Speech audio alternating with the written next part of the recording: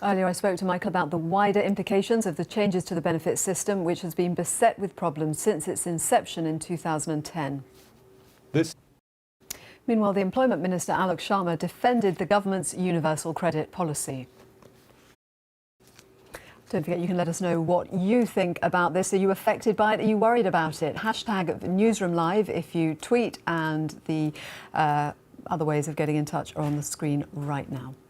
Now, a crucial cabinet meeting is underway as Theresa May attempts to rally ministers behind her at the start of a critical 48 hours for Brexit.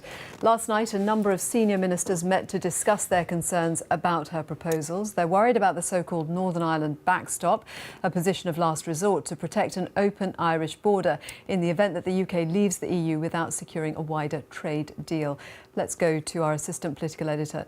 The Commons Speaker John Bercow has granted an urgent question in the Commons this afternoon on the probe into bullying and harassment at the House of Commons. Yet, Facebook has brought in new rules for political advertising on the social network in the UK. From now on, anyone running a political ad will have to prove their identity and say who has paid for it. This system is already in operation in the United States and Brazil. Now let's take a look at some other stories this morning here on Newsroom Live. Figures released this morning show wages have risen at their fastest pace for nearly 10 years. More on today's main stories coming up on BBC Newsroom Live. Right now we'll say goodbye to viewers on BBC Two.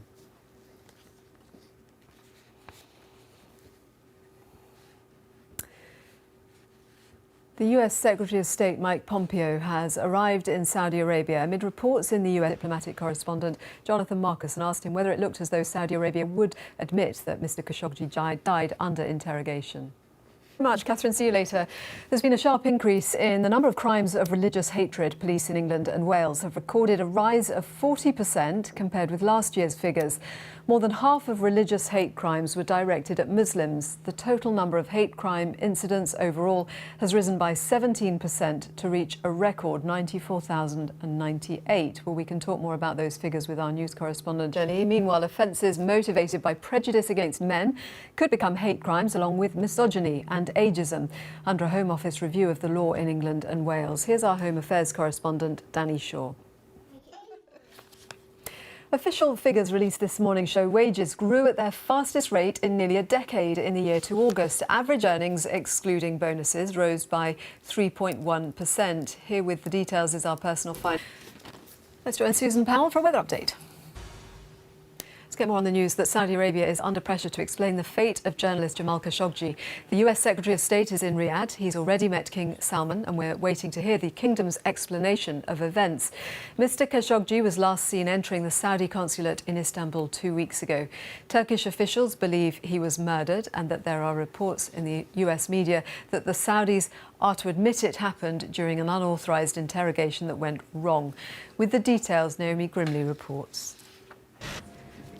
The Home Office has announced a review into whether offences motivated by prejudice against men or the elderly should be classed as hate crimes. If so, they could lead to tougher sentences. The charity Action on Elder Abuse is calling for the abuse of older people to be made an aggravated offence in law. Their CEO, Gary Fitzgerald, joined us earlier.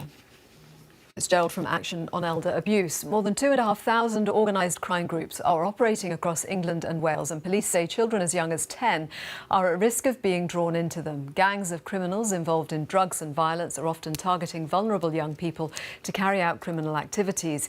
In Sheffield, a new team has been set up so that police can work with the council to identify children at risk. Emma Glazeby reports. Young people. OK, let's go